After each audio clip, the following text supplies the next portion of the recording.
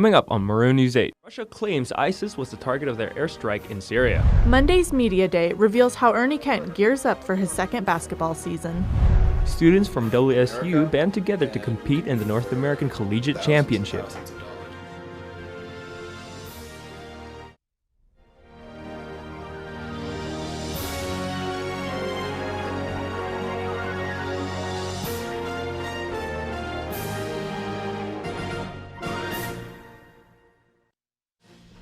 Good evening, I'm Jeremy Sarigar.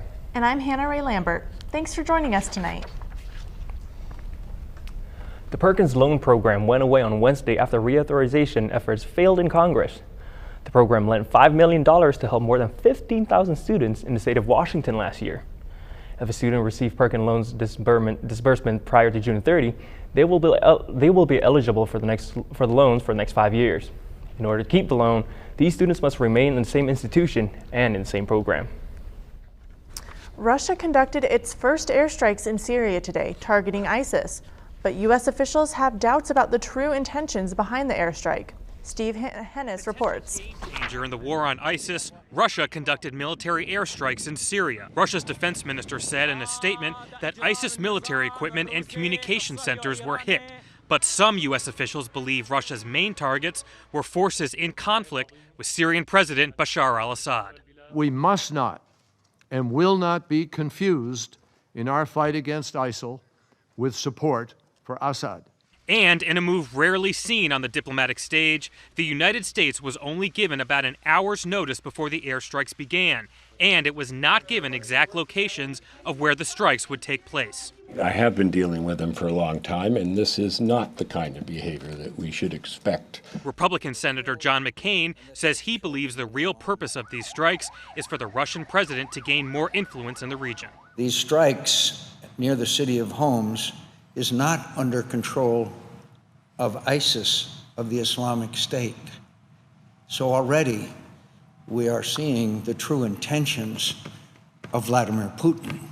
Putin says this military operation is limited in time and there will be no Russian boots on the ground. Kerry says U.S. and coalition airstrikes will continue against ISIS, and he says attacks with other motives would not be welcomed by the United States. Strikes of that kind would question Russia's real intentions fighting ISIL or protecting the Assad regime. In Washington, I'm Steve Nannis reporting. The Palestinian flag was raised outside UN headquarters in New York City for the first time today. The historic moment came after Palestinian leader Mahmoud Abbas announced that the Palestinian Authority would no longer be bound by the Oslo Accords, a series of peace agreements between Israel and the Palestinians. The flag raising highlights Palestinians' ongoing efforts to gain statehood. The former Ride the Duck mechanic says he never heard anything about a service bulletin recommending a safety repair to the vehicle involved in last week's deadly Aurora bridge crash. Ride the Ducks International, the company who sold the vehicle to the independently owned Seattle company, said it issued a service bulletin back in October 2013. Ride the Ducks has been suspended indefinitely. Jonathan Daniel Renfro pleaded not guilty today to the first-degree murder of Coeur d'Alene Police Sergeant Greg Moore. Renfro allegedly shot and killed Moore May 5th. Renfro could potentially receive the death penalty. Prosecutors have 60 days to decide if they would like to seek the death penalty.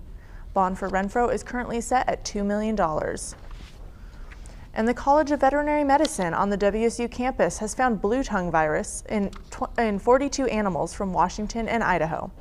The virus was found in cows, domestic sheep, bighorn sheep, mules, deer, and a yak. The virus is infectious, insect-borne, and can cause serious illness or death to animals. Symptoms include high fever, nasal discharge, facial swelling, and difficulty breathing. The tongue and lips of the animal may also appear blue. And in lighter news, students from Washington State University are taking online gaming to the next level. My co-anchor Jeremy had a chance to learn more about the university's collegiate team and how they're preparing to compete in the League of Legends North American Collegiate Championship. More than 27 million people play the online game League of Legends on a daily basis. But to some Washington State University students, League of Legends is more than just a game. 5 WSU students came together and created a team to compete in the North American Collegiate Championship. The collegiate team is just our competitive team, so it's almost like our varsity team, and we play against colleges all over the west side of America, and we compete for thousands and thousands of dollars of pricing. The 5 students met at the LOL at WSU club headed by Edward Kuo. So we wanted to get everyone playing together, be able to communicate with each other, and being able to create a club that is recognized by Riot. Each member of the team joined for different reasons. Some scholarship money and enjoy a competitive aspect of a game that I've been playing for so long. I find lifelong friends, people I can always communicate with, and, you know, just fun. I joined the league team because if you're good at something, you don't want to do it for free, and I thought I was good enough to play against the best. This is the NACC's 3rd tournament since League of Legends was released back in 2009. Last year, over 1,600 college teams from across the United States and Canada competed in the NACC. Registration opens on the 5th of October and the qualifier starts in November. Oh, that was the first time I've never heard of that League of Legends was actually so popular. So what do you think? You want to create a team with me? I don't know, Jeremy. If this sunny weather keeps up, I might want to spend some more time outside. Coming up after the break, Scott Brewster gives us the weather forecast. So good to see you guys. So, what's up? Oh, we finally bought a place. Holy cow. You seriously have enough saved to do that? We've been putting a little aside each month. Jeez, at the end of the month, we have nothing left to save. Yeah, I have no idea where it goes. Well, you're spending a lot on... Is it good? Oh, God. Oh, how is my account overdrawn? When it comes to financial stability, don't get left behind. Get tools and tips for saving at feedthepig.org.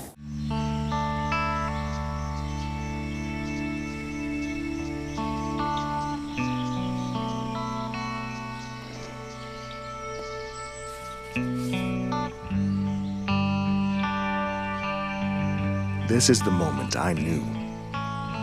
His future had no boundaries. There are some moments only the forest can inspire. Find yours at discovertheforest.org. The Farmer's Almanac declared Washington the cloudiest state in the country. However, residents and experts disagree because of the dry summer that helped spark wildfires all over the state. WSU meteorologists suspect that the ranking is based on the west side's ample cloud cover and rain, especially during winter. So the ranking remains up in the clouds. Well, it certainly wasn't cloudy today on campus. Scott Brewster is here to see if we will have continued clear skies. Thanks, Hannah. Yeah, we will continue to have clear skies throughout the week, but let's take a look at today right now.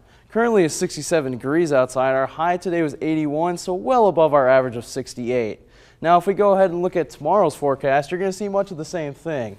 It is going to be 75 degrees in the afternoon, so it'll be another beautiful day here on the Palouse. Evening will cool down nicely to 60 degrees. Now, if we look at the west side of the state, you're going to see a trend is mostly well, it is sunny the entire time. It'll be highs of upper 60s to low 70s. Wenatchee, it'll be the same thing, except it'll be a little bit warmer, 78 degrees, and then 83 the high in Yakima. Spokane and Pullman, they're going to be the nice spots, 81 degrees both places. Now, if we look at the 5-day forecast, you're going to see that it's going to be a lot of sun, just like it normally has been, except the temperatures will cool off back to our normal fall area, except Saturday we'll have showers in the morning. That's all your weather. Coming up after the break, Colby Crosley tells us about the WSU Men's Basketball Media Day. No more pencils, no more books. No more teachers' dirty looks. School's out for summer. School's out forever. School's out with fever. School's out completely. What this place needed was better graduation rates. So we worked with schools like Henry Ford High, and now they're up 18%. And it can happen in every place.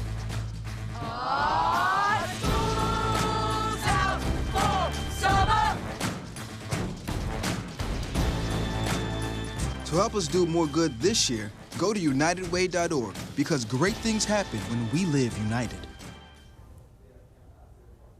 And we are back. I'm Colby Crosley with all of your sports news. The men's basketball season is officially underway as the Cougars held Media Day on Monday. I was able to attend and have more on the story.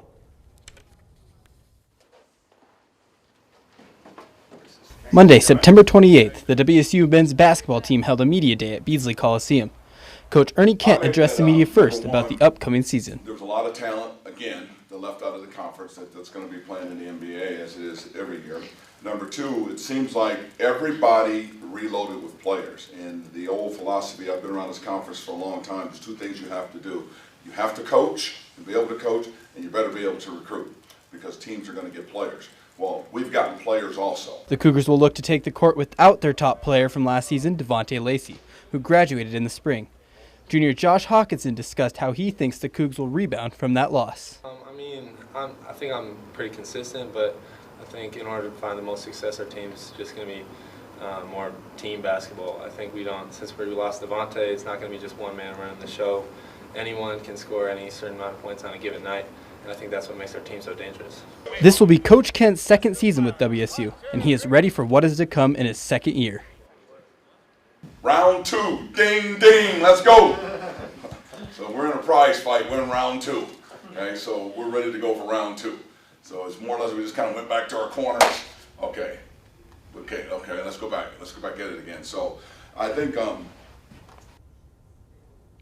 the Cougars will begin the season with a home exhibition game against Lewis and Clark State on October 30th.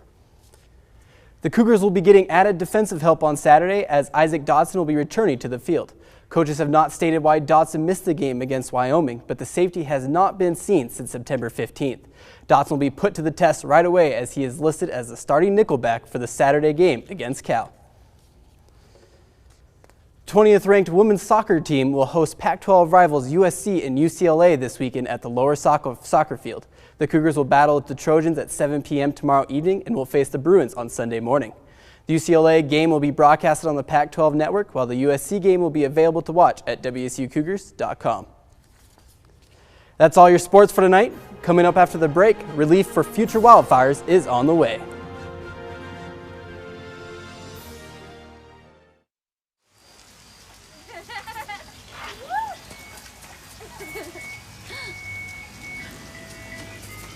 Mom, can we get some ice cream? Please, Mom, please. No, we're having dinner soon. Please.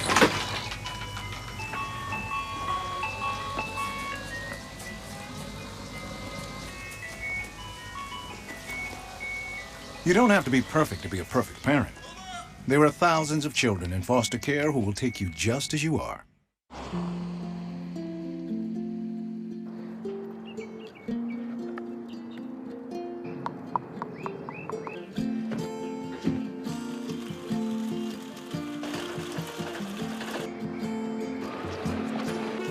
Dad's home. Yeah. The smallest moments can have the biggest impact on a child's life. Take time to be a dad today.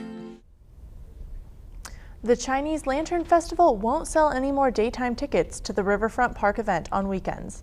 The festival opened last Saturday and offered cheaper daytime admission to the event that showcases 31 Chinese lantern displays.